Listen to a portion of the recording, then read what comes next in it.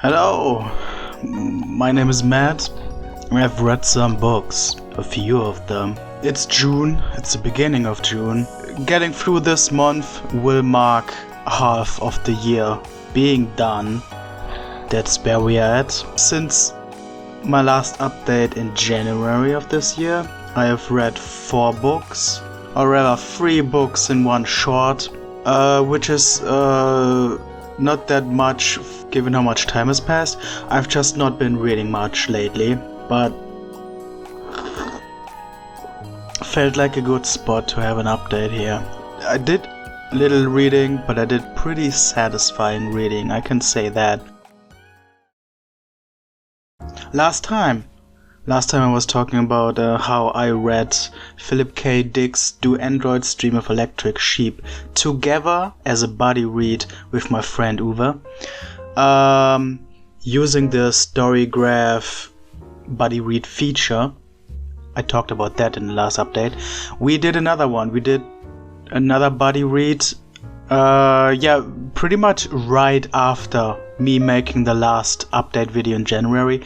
My friend Uwe and I started a buddy read of a book that I recommended because I read it in my youth, or like early adulthood, really early adulthood if it was there, and used to call one of my favorite books of all time.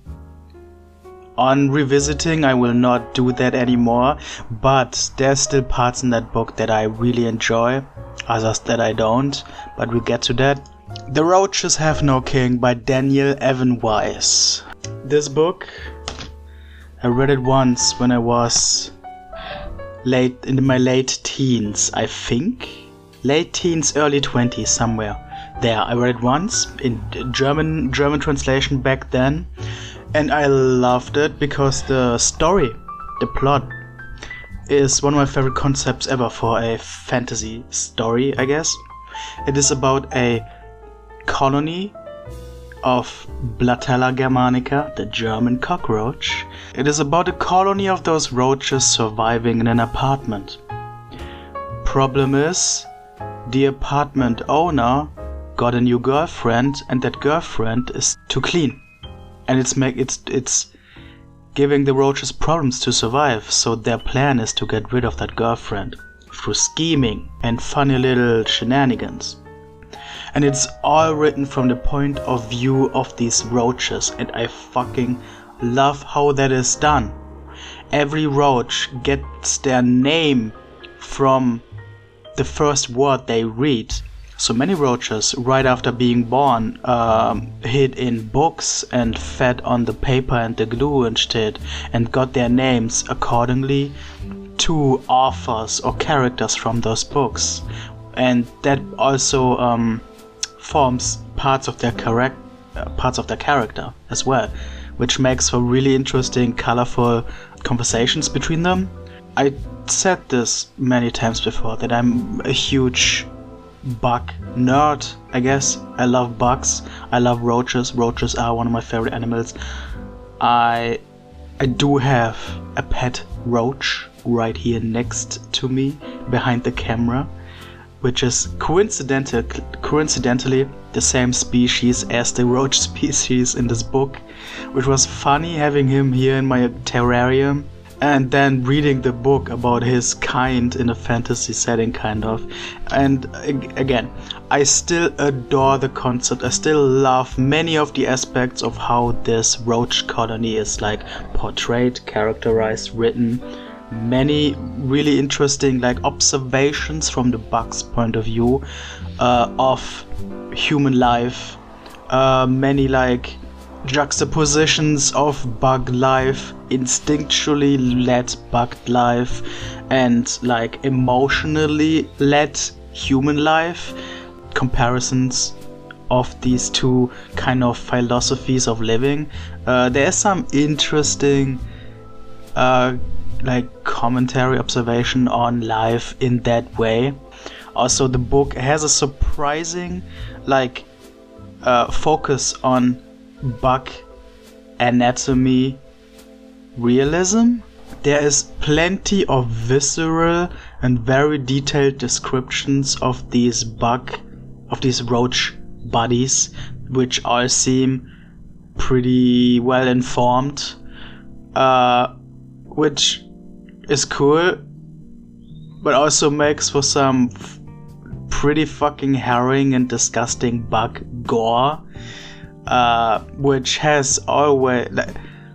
that's one of the few things that I did remember from reading it the first time back then, is that there are a bunch of scenes in this depicting like the demise or suffering of the roach from their point of view that are genuinely cringe-inducingly disgusting to me. There's a lot about this book that I do love, even if some of it is just in theory, I guess, because the execution is lacking and there are genuine problems.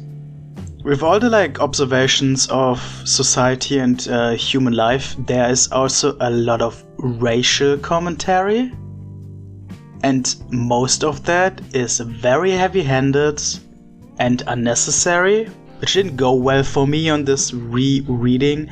I am pretty sure I wasn't very bothered by that back in the day, but reading it now, there was stuff in here that was just like, come on, really, get it over with, man. We don't need that. I don't want that in my Roach book. You could just straight up call this book racist, I think. Like, there is a lot of unnecessary focus on human characters' ethnicity, often in rather derogatory kind of way, and that just ain't cool, man. And all of this being written by a white dude doesn't make it better. There's a whole character that is an Afro-American drug dealer from the hood, and that's the whole thing. And it's very stereotypical black drug dealer from the hood. Yeah, I don't know what's up with that. So that definitely dampened my enjoyment of this book on this revisiting. There's also some sexual violence here, which is not just roach on roach stuff, it's also roach on human stuff, and that's a concept that I'm sure many have to wrap their heads around first and would not want to read. And it's fucked up and stupid, and it's so absurd that it's kind of funny, but yeah, it's something. I cannot fault anybody for like not vibing with that. It's so stupid and extreme in a way, even if there is a glimmer of some sort of poetic meaning to it. Like, I like where he's going conceptually, philosophically with some of these crasser moments, but it's so vulgar and extensive. Like, this book goes places. It is a filthy book, not just because it's about roaches. There's some dirt in here for sure. Like, it's a tongue-in-cheek book for sure. It's very tongue-in-cheek, so that's that makes it easier to deal with when it gets too far off the edge. But yeah, for me, this book is a super two-sided thing of things I love and adore and respect, and things I would rather not have, find stupid, do not support, think are not good ideas. So overall, I still have to say that I do enjoy it. At the end of the day, there are some very memorable scenes in here for me that I will probably keep dragging with me until the day I die. And I do not regret reading it a second time. Actually glad about that, to form a more updated opinion on it. And something that did for me in a way.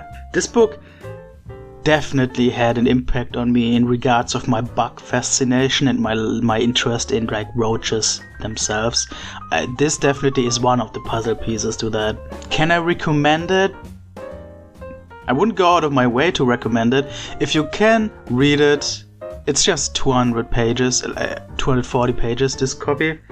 If you can read it and not get bothered by the saucy stuff, and you think the concept is worth exploring of like a story from the point of view of a roach colony, then yeah, sure, if you want to give it a shot, go ahead. There's some good stuff in here, but it isn't a must read or anything, and I think you should go in realizing that some of it is problematic. After that, I read Unknown Number by Blue Neustifter, which isn't a book.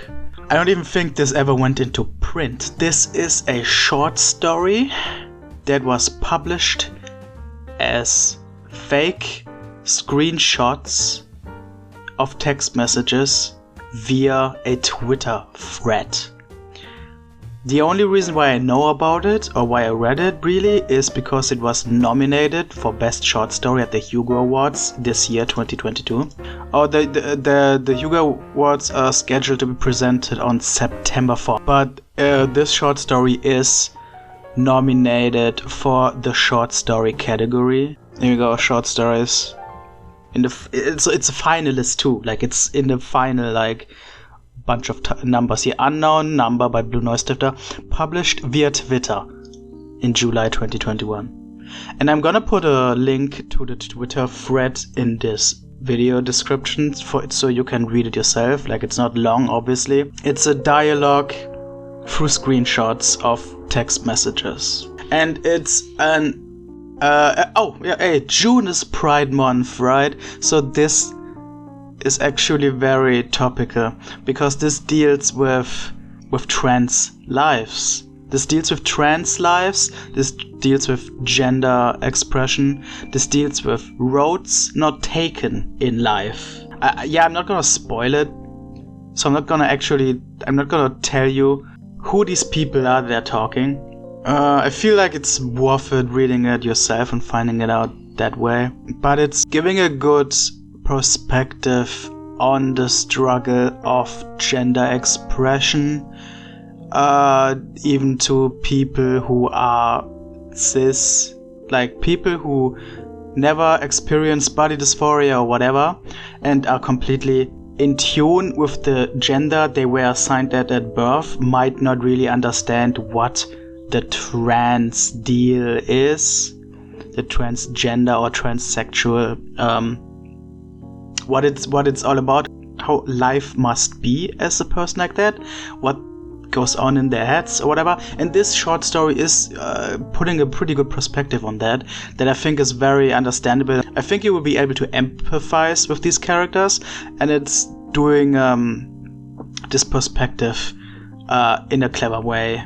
And it being like originally published via Twitter thread in the form of screenshots. I mean, that's pretty clever. It's not the first time that's been done. There have been even books printed, novels, full-on novels printed on paper that were originally written on Twitter via tweets. Even that happened years ago. So this is like not breaking new ground or whatever, but it is a very good use of this medium for a story like this, and I think it's worth reading. Link in the description if you care. Then back to like a proper published full-on book. This is non-fiction. This is to learn in my little brain a little bit of cybercrimes history. I read very spontaneously The Darkest Web by Eileen Ormsby, an author that I didn't know about before, but somebody who apparently has been into true crime journalism, especially of the cyber variety, for a very long time, has published multiple books already. This is one she wrote a few years ago about the dark web in a larger scale instead of just a specific case or like a specific kind of crime. This book is sectioned into 3 major chapters, each of which covers a certain layer of dark web crime, which get perpetually darker, worse, harder to stomach. It's the three layers. The first part of the book deals with the infamous Silk Road. Very interesting story, super interesting story actually, and it's basically the story of a good idea gone bad. The creator of Silk Road he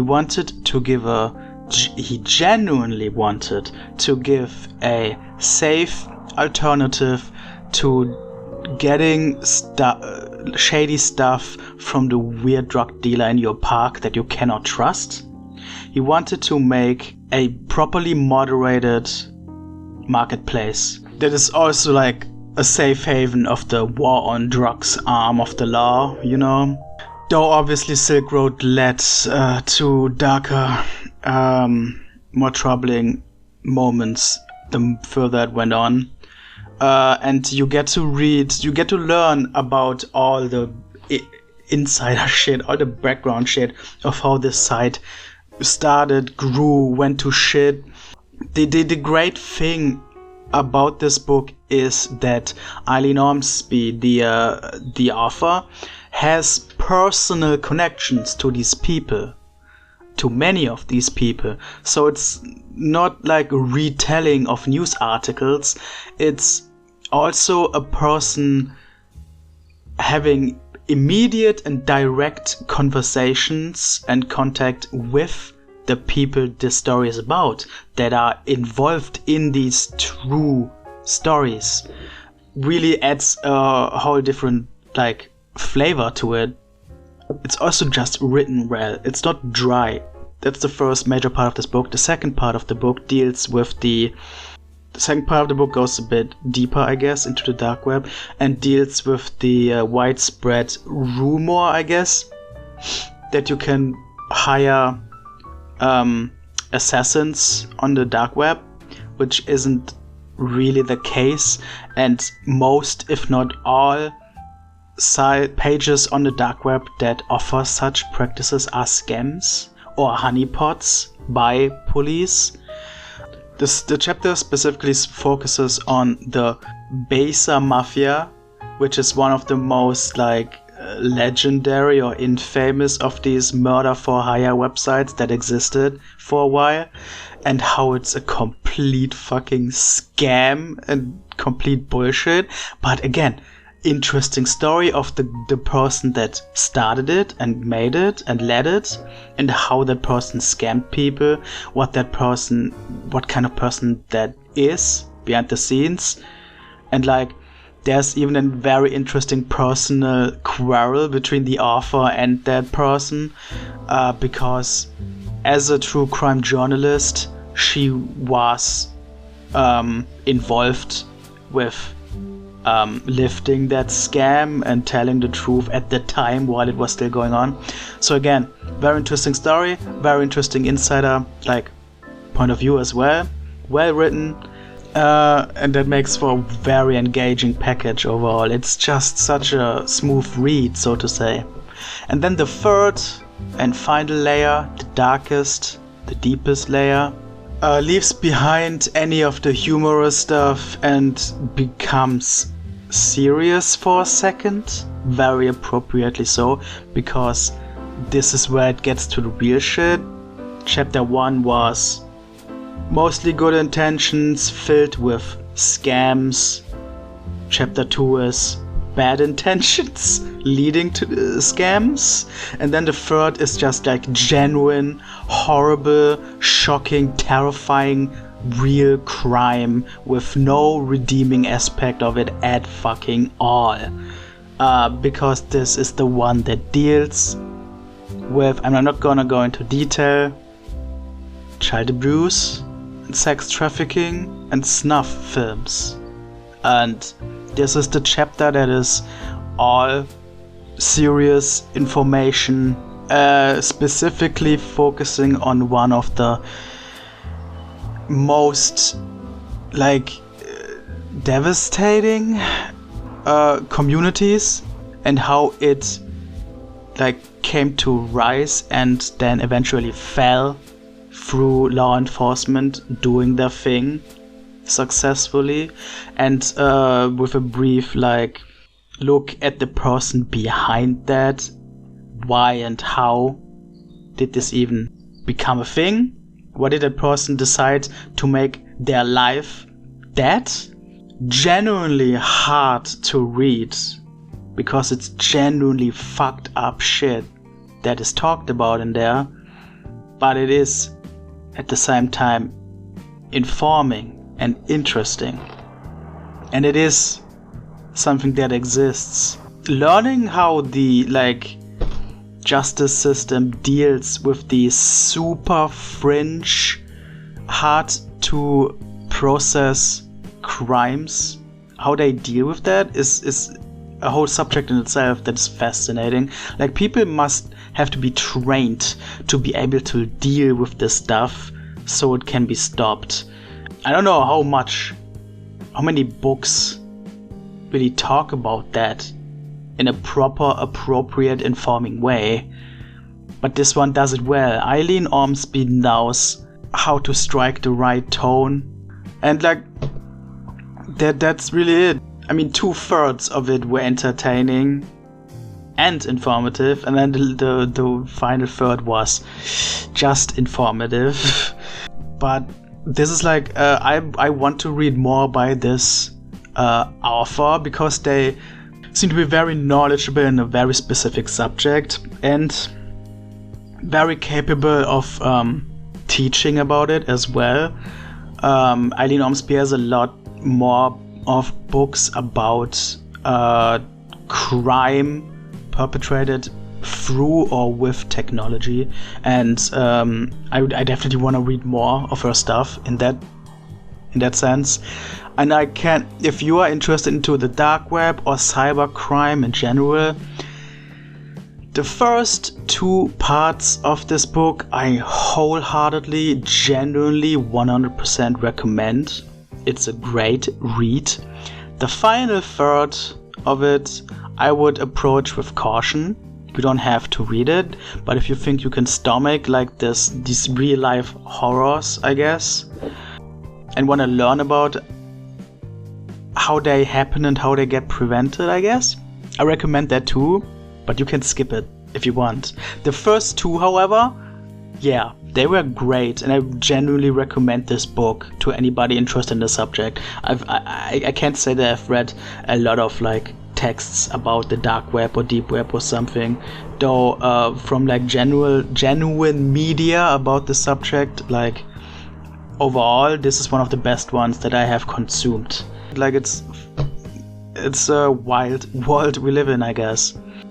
And then lastly, the 4th book that I've read and I just finished last night is another buddy read with my buddy Uwe. This one was recommended by him after we read My Stupid Roach book, and it's a short fiction compilation by Philip K. Dick again, the author of Do Androids Dream of Electric Sheep. And this one is like, this ebook is free to download. There's like no copyright or whatever. You can just grab it. Short fiction by Philip K. Dick.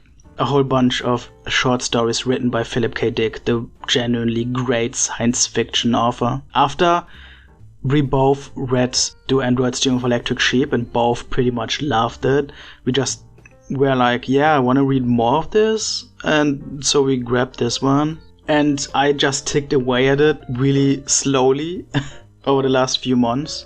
There's 13 stories in this, and they are of varying quality. Like, some of them they are also of varying lengths. Like, there's one that's like 60 pages or something, and then others that are like just like 4. One of them in particular feels like a Goosebumps story about a haunted cuckoo clock, and it's just like, what? This is a Philip K. Dick story? Why is this a thing? Because the usual Philip K. Dick vibe is like really inventive and unique science fiction world building and large scale conflicts for the most part. There's several stories here that deal with wars, particularly like world wars or like planetary wars even, but always, or pretty much always from the point of view of the cogs and wheels behind the battlefield, the politics or the philosophical layer of it all. As usual, there are a lot of existential themes and whatever, but it's a very colorful collection of stuff. I didn't love every story. Some of them were not my cup of tea at all, but some of them were very engaging as well. And like really, if you like Philip K. Dick and his concepts or its writing, or if you only ever read one of his big books like To Android's Dream of Electric Sheep, but you want like to see what else he did, obviously a short story collection like this is gonna be a great introduction to see what else is floating around in his brain, right? And you really get a good, pretty comprehensive like understanding of where he's at and what his themes are, because there are reoccurring themes or perspectives, but never in a repetitive way, because they are always used in completely different like combinations or to tell completely different stories.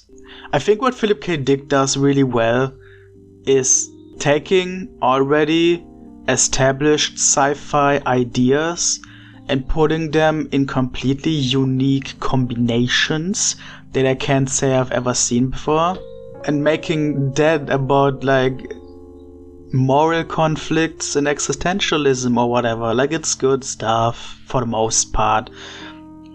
Obviously there are some blunders and like some lukewarm takes, but for a short story collection that you can like read bit by bit whenever, definitely worth its time. Okay, I have read one full novel and this short story collection now by Philip K. Dick. That's all I've read by him. But so far everything I've read from Philip K. Dick was pretty positive, if not great. And I think Philip K. Dick is gonna be a classic author that I'm gonna go for more often in my life from now on. There are a bunch of Philip K. Dick books that I already picked out to read someday because they were interesting to me, they sounded interesting to me, but I do really think I got my fill of Philip K. Dick for now. I got my fill of Dick. Let that be the video title right there. Wow, that's fucking low-hanging fruit. Anyway, I don't think I'm gonna be reading much sci-fi in the next few months. Like, this was cool, but enough for now. I do recommend this though. Like I said, you can legitimately, legally get this short story collection for free in a well-formatted ebook on standardebooks.org. Website that offers a whole bunch of well-formatted ebooks of public domain texts. Here we go. There it is. Just go get it, Tiger. But yeah, that's the 4 texts, the 4 books that I've read. I've read 9 out of 10 books. So I'm gonna read at least one more book before the end of the year. We're not even halfway through it. We're about to be halfway through it. But yeah, I'm definitely gonna be able to fix up my 2022 reading challenge goal of 10 books, which, like I said before, cool and all. I'm not gonna stress about it, and I'm probably just gonna readjust the number of books I want to have read until the end of the year. Though I'm probably actually not gonna readjust my reading goal to be more than 15 books. Including this month of June right now, there are 7 months left, and I'm not gonna like expect myself to actually read 6 more books in these 7 months. It might happen, but it very well might not. So I'm just gonna read one more book, take this victory, probably adjust it to 15 or something afterwards, and then just read on like a happy camper and not worry about it. That's my reading update. That's it. That was just 4 books, but like it's been a while, so it felt like there should be a checkpoint at some point. So there we are. That's it. That's me. Happy reading, everybody. Bye bye.